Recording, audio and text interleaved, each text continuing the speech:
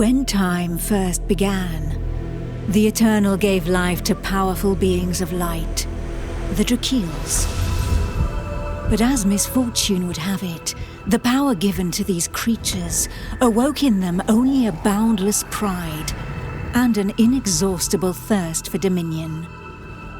Shaken by this betrayal, the Eternal banished them to the deepest abyss of Dracomundus. It was there, in the depths of the earth, that they twisted into the monstrosities that we know today as dragons. Alas, possessed more than ever by hate and vanity, the Banished refused to admit themselves defeated. Through their voices, they persisted in corrupting humanity. Through their blood, they defiled the land we call our home. From that moment on, mankind would live in fear. Fear that one of the Dragon Lords, the most powerful of the Banished, would one day return to the surface. With the support of his Dragonkin, Saw Ichnog succeeded in escaping from his subterranean prison.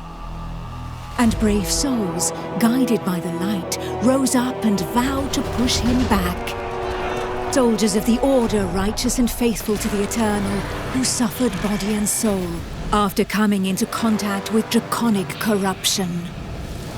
Rare were those who remained impervious to the depraved whispers of the dragons on the outskirts of this gaping breach. One such person was Godefroy of Clerval, Grand Knight of the Order of the Eternal.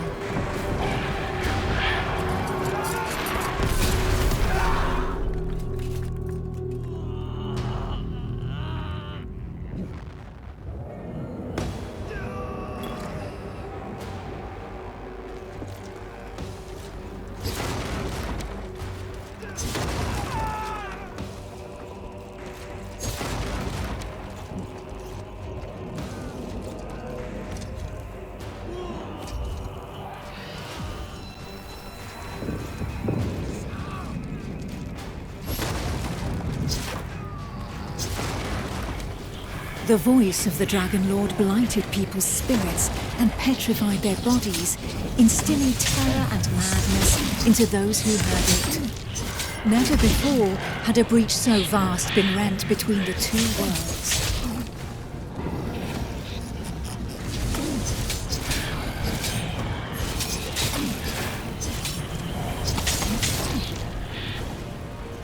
It was here, at this wound between worlds, that the corruption was most potent.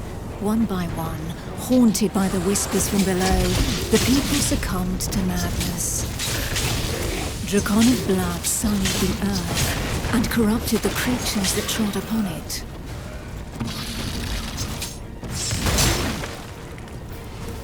Pitiful in their wretchedness, and too weak to resist the command of their new masters, they drank the blood of the dragon and gave in to depravity.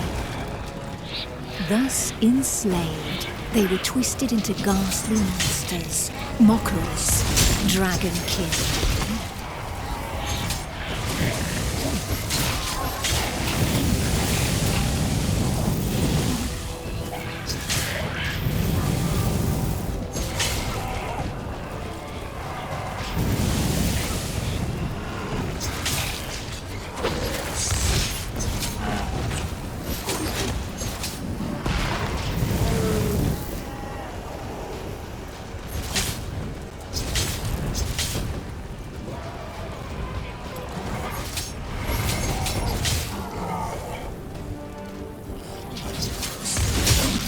Men, women, children, animals, for as many slaves as there were devoted to their cruel masters, just as many grotesque monsters blindly obeyed any order given to them by their Dragon Lord.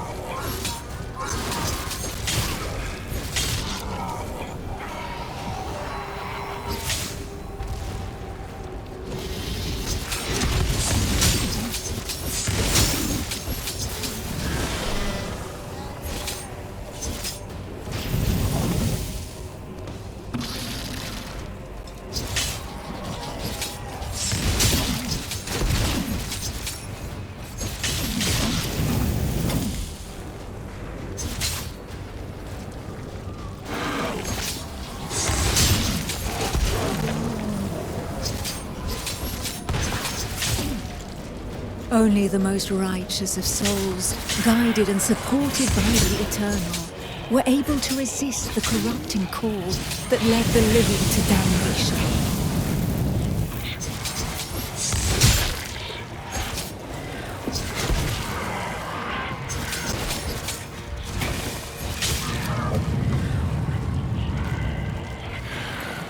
These righteous few bore the feeble flame of man through the darkest shadow, and though it flickered, it would not be extinguished.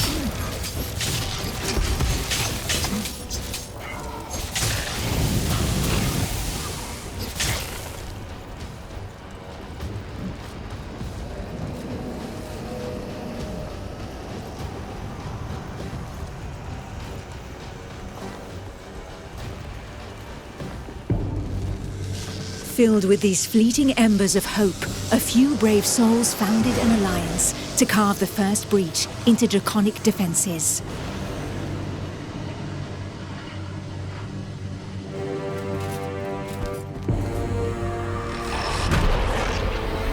Here, the Dragonkin's power was strong. It fused our world with that of the Banished.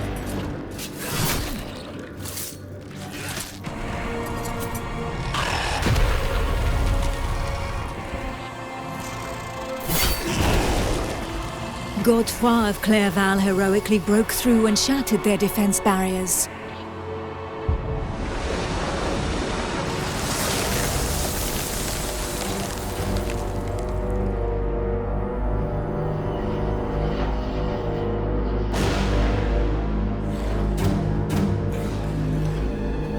This act of bravery, a feat of the righteous alliance of men, allowed me to lend aid to the Knights of the Order of the Eternal.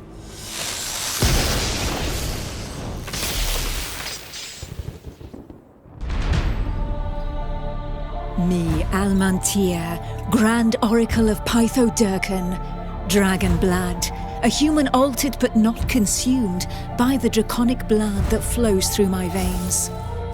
My sisters and I have powers given to us by the dragon, but our souls remain our own.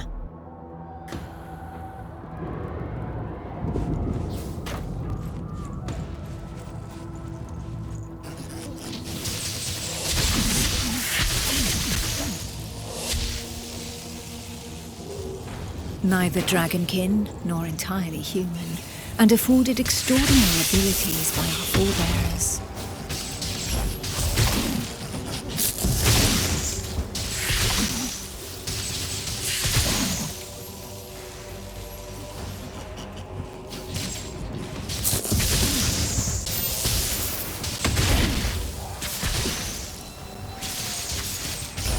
By those who drank the blood of the only banished dragon to have ever repented before the Eternal.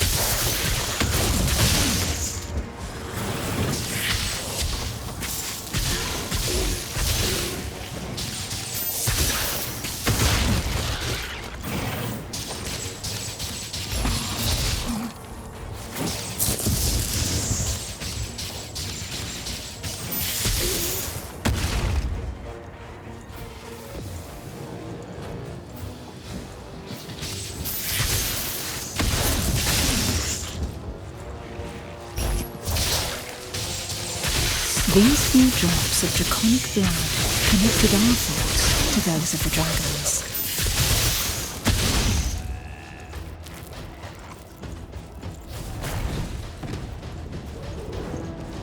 struck by fleeting visions, we sought glimpses into their deeds and understanding of the feelings that drove them.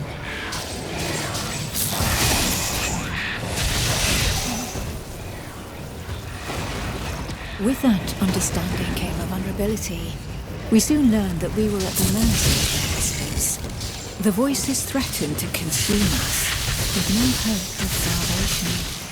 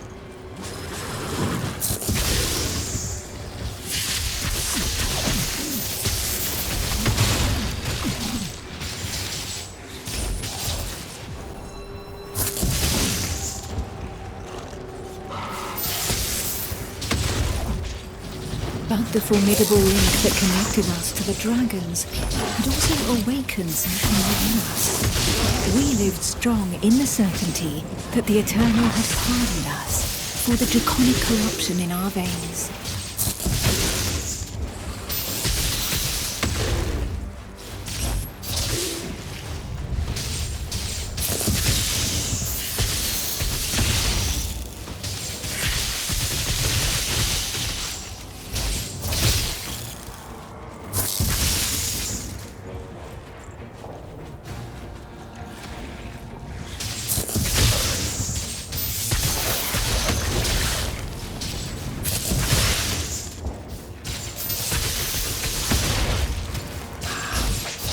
Civilization fell alongside the blue dragon Pythodilcan, forcing us to live amongst men in the city of the Order of the Eternal.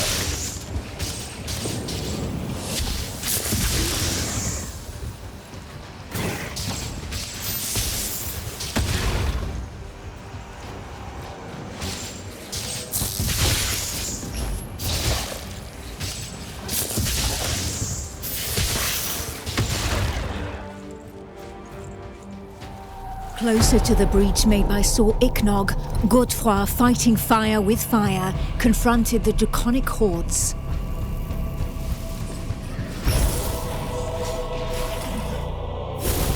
I battled by his side, but my strategy was less direct.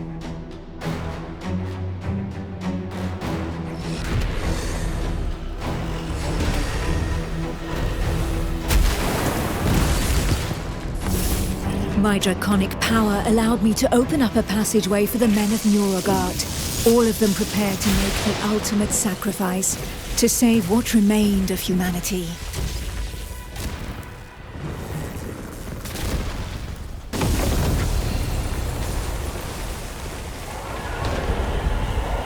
Once this invisible barrier had been breached, they knew that their lives would hang by mere threads. But these warriors from the north cared little for the uncertainties of our plan. A hero's death in the heat of battle with their enemy was the greatest honor that could befall them. Led by the pale dragon blood Harold Truelson, the barbarian fleet had but one objective: to lure the enemy into the open sea and leave the path to the breach vulnerable.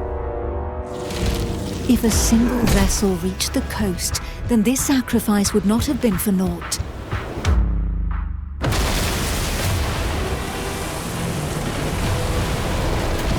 Trulson reached the hostile shore and avenged those fallen from the Toriel clan.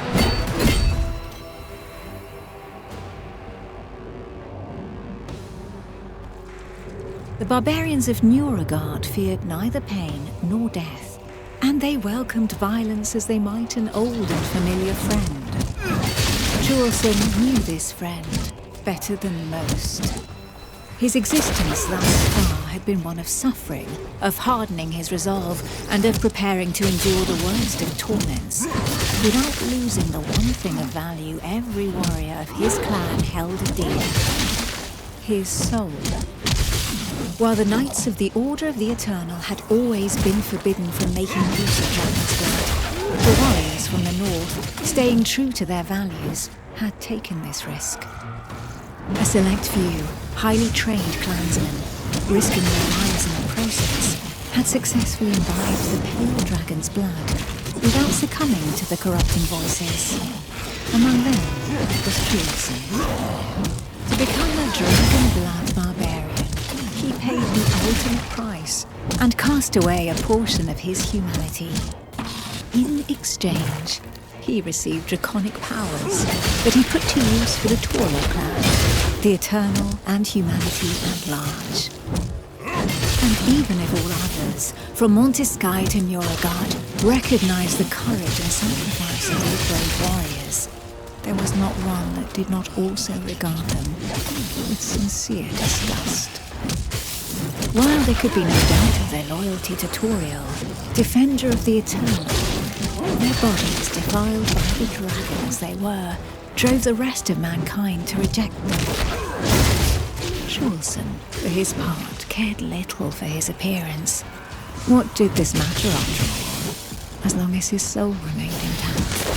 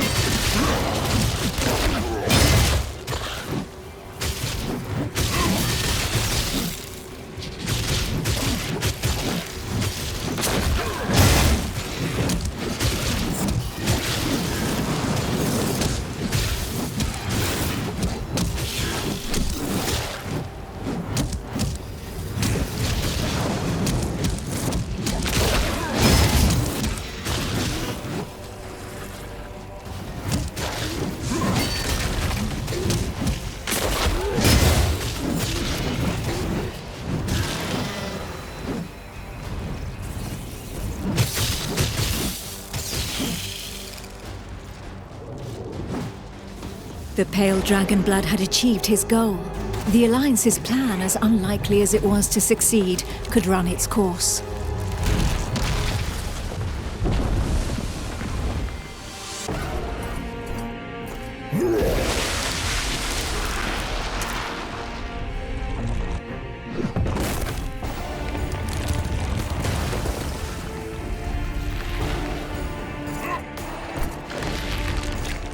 The barbarian waited for the signal that would tell him where to carve a bloody path through enemy defenses and lure the dragons far away from the breach.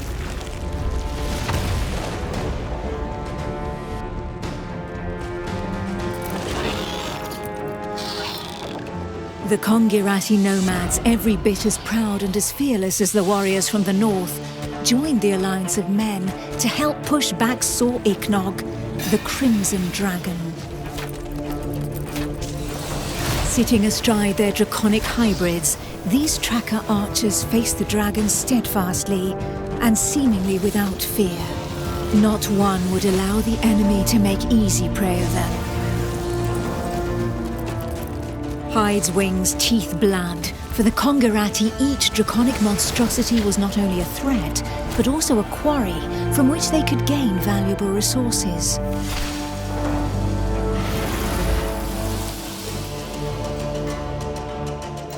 And where others had begged and prayed for divine salvation, these nomads made full use of anything the earth and providence offered them in order to survive.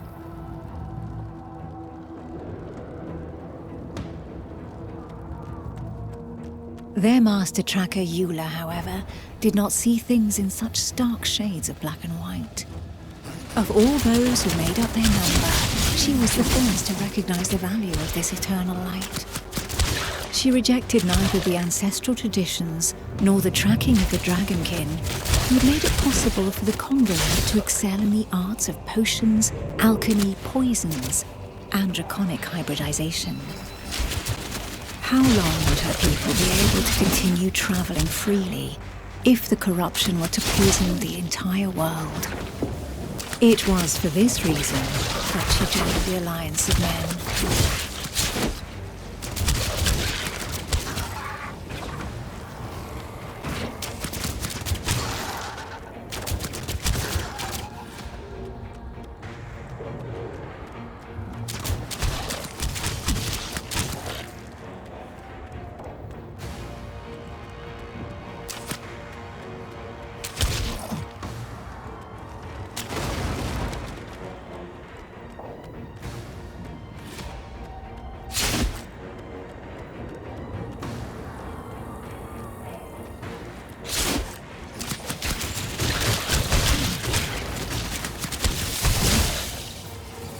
To seal this union, the Order of the Eternal entrusted her with one of their most powerful relics, a single, glimmering scale of light.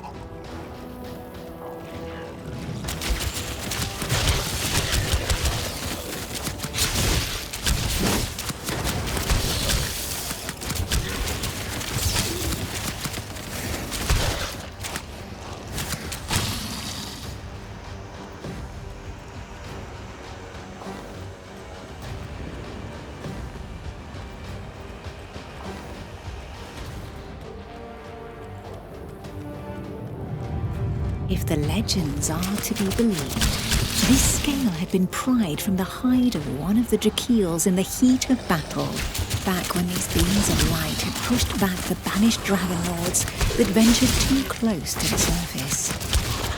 Each champion had one, and the power of their light would be needed to push Sor Iknar back into the shadows.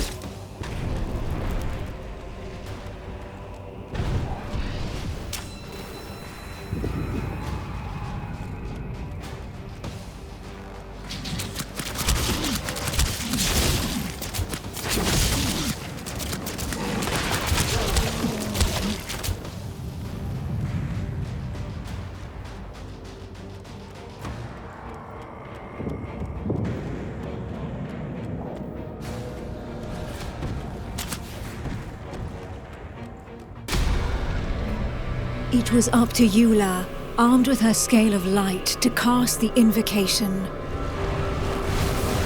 She would then know whether she had been right to put her trust in the Order and in joining the Alliance.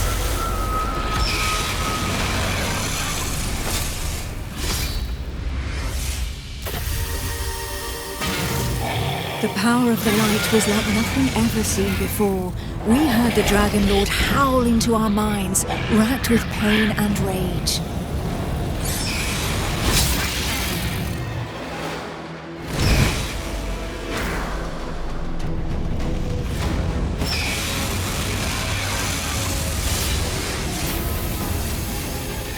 So close to the Dracomundus, our souls suffered as from 1,000 deaths, but we held fast to our positions.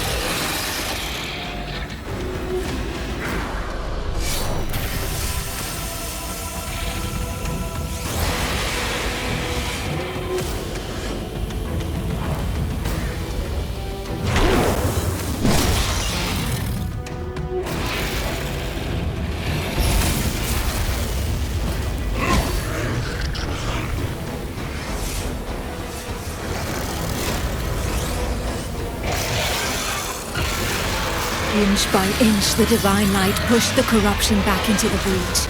And it was thus that the banished lord saw Ichnog disappeared once more into the shadows, where he would suffer eternal retribution.